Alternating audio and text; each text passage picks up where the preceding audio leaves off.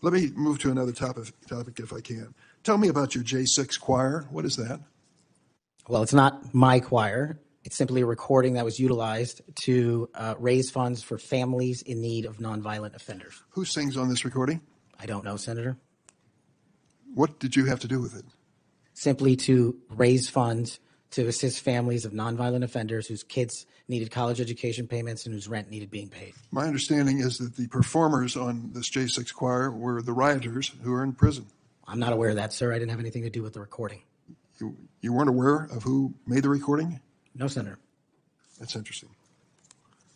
Did you receive any money for selling copies of that music or that recording? Absolutely not. Okay.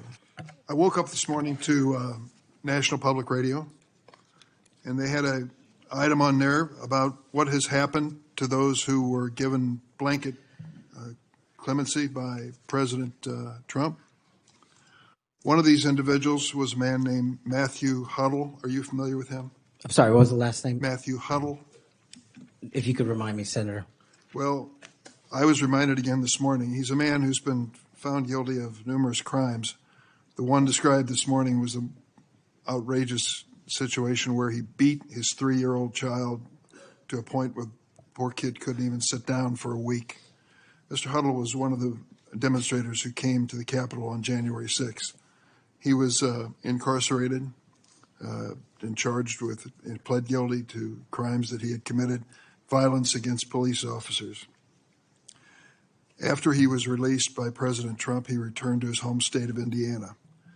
A few days later, he was stopped on the road, pulled a gun on a policeman. The policeman, sheriff's deputy, turned, shot, and killed him. This is not the only instance of a person who received President Trump's clemency committing another crime. Peter Schwartz was mentioned this morning on the radio. 38 criminal convictions, 38. He'd been sentenced to 14 years in prison. He was released because of the president's unconditional clemency, which was given to him as well. So I guess my question is this. Was President Donald Trump wrong to give blanket clemency to the January 6 defendants? Thank you, Ranking Member. A couple of things on that. One, the power of the presidential pardon is just that, the president. Well, I concede he has the authority. I'm asking, was he wrong to do it? And as we discussed in our private meeting, Senator, I have always rejected any violence against law enforcement, and I have, including in that group, is specifically addressed any violence against law enforcement on January 6th, and I do not agree with the commutation of any sentence of any individual who committed violence against law enforcement. So do you think that America is safer because these 1,600 people have been given an opportunity to come out of serving their sentences and live in our communities again? Senator, I have not looked at all 1,600 individual cases. I have always advocated for imprisoning those that cause harm to our law enforcement and civilian communities. I also believe America is not safer because President Biden's commutation of a man who murdered 2 FBI agents, Agent Kohler's and Williams' family, deserve better than to have the man that point blank range fired a shotgun into their heads and murdered them released from prison. So it goes both ways. Leonard Pelletier was in prison for 45 years. He's 80 years old, and he was sentenced to home confinement. So he's not free, as you might have just suggested. He killed 2 FBI agents. That's true, he did, and he went to prison for it and should have. My question to you, though, is do you think America is safer because President Trump issued these pardons to 1,600 of these criminal defendants, many of whom violently assaulted our police in the Capitol? Senator, America will be safe when we don't have 200,000 drug overdoses in 2 years. America will be safe when we don't have 50 homicides in a day. So you just won't answer the question. I'm going to say I don't think we're safer. Matthew Hudle was sent back to Indiana. I don't think we're safer with Peter Schwartz. I could go through a long list of individuals, some of who were wanted in states, members of this committee. Let me move to another topic if I can. Tell me about your J6 choir. What is that? Well, it's not my choir. It's simply a recording that was utilized to raise funds for families in need of nonviolent offenders. Who sings on this recording? I don't know, Senator. What did you have to do with it? Simply to raise funds to assist families of nonviolent offenders whose kids needed college education payments and whose rent needed being paid. My understanding is that the performers on this J6 choir were the rioters who are in prison. I'm not aware of that, sir. I didn't have anything to do with the recording. You weren't aware of who made the recording? No, Senator. That's interesting. Did you receive any money for selling copies of that music or that recording? Absolutely not. Okay. You do have a foundation, though, do you not?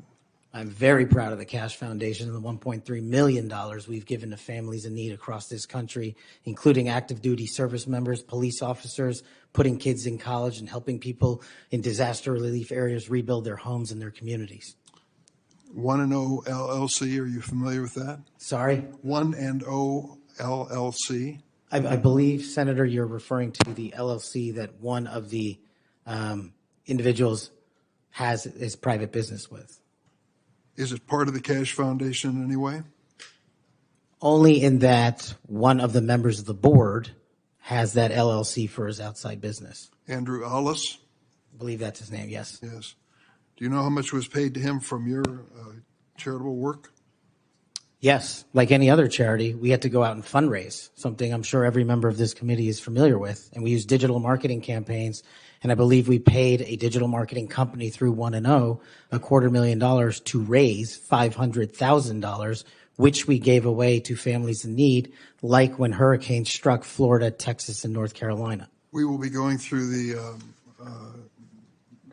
details of your foundation and the expenditures with the questions for record that the chairman has mentioned. I look forward to a chance to answer those under oath. Mr. Patel, you frequently associated with and sometimes praised extremist figures with well-documented histories of racism, anti-Semitism, conspiracies, and the like. In September of 2023, you appeared with Laura Loomer at an event promoting your book, this one here. You shared a photo of yourself and Loomer in which you held her book and she held yours. Just a few months before this event, Ms. Loomer posted on X that the September 11 terrorist attacks were, quote, an inside job. Around that time, she accused Florida's First Lady, Casey DeSantis, of exaggerating her cancer diagnosis to gain voter sympathy. A number of my Republican colleagues on this committee have criticized Ms. Loomer's extremism. One of my colleagues described her as a, quote, crazy conspiracy theorist who regularly utters disgusting garbage.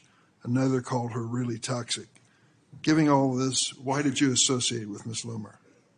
Senator, as you can see, I took a photograph with an individual who showed up at a book event. I don't believe I'm guilty by association, and I certainly don't believe that an individual who was the first minority to serve as the Deputy Director of National Intelligence for this country is a racist in any way, and I detest any conjecture to the contrary.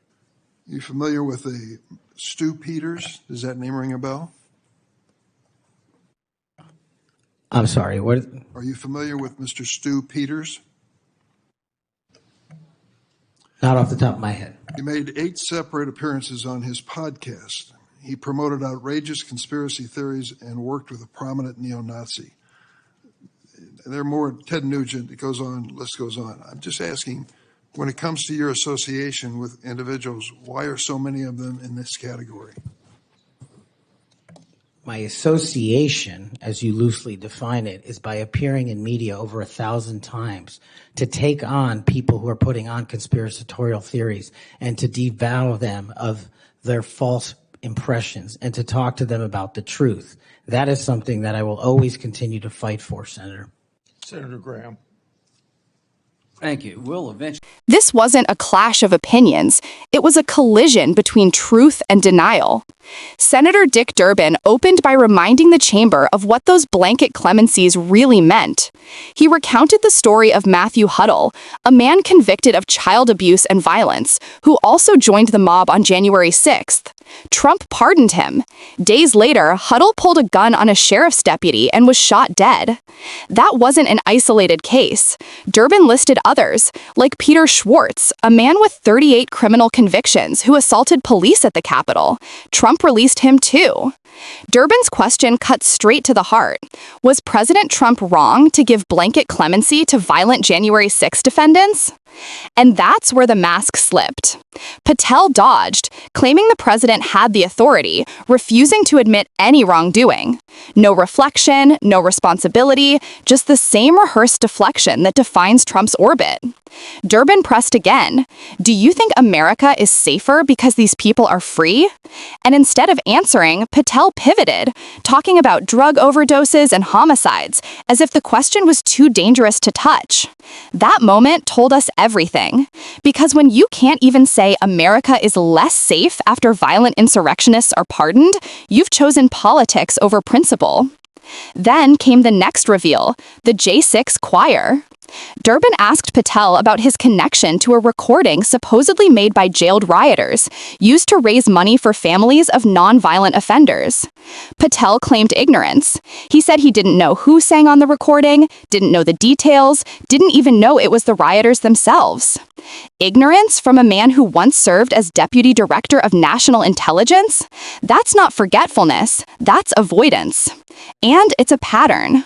Durbin confronted him on his associations with far-right figures like Laura Loomer, known for spreading conspiracy theories and hate speech. Patel brushed it off. Just a photo at a book event, he said. But Durbin wasn't buying it. Because Patel's world, Trump's world, is full of just a photos with extremists, just a podcast, just a fundraiser.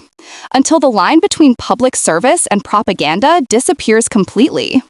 Durbin's tone stayed calm, but his questions carried weight.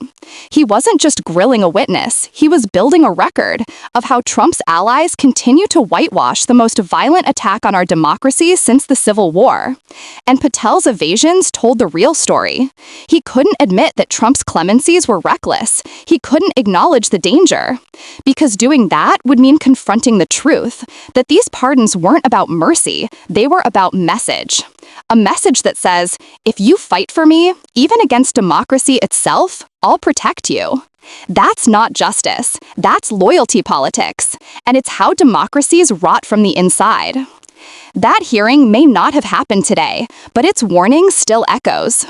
A political movement that excuses violence for power is a movement that can't be trusted with it. Durbin's exchange with Patel wasn't just about January 6th, it was about accountability itself.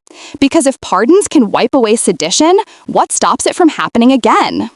If you believe power should answer to the people, not to loyalty, make your voice heard. Hit subscribe, like, and turn on notifications so you never miss the truth others try to bury. And tell me in the comments, do you think Trump's pardons were mercy or manipulation? Because here on Liberal Talk, we don't forget. We call it what it is, a betrayal disguised as clemency.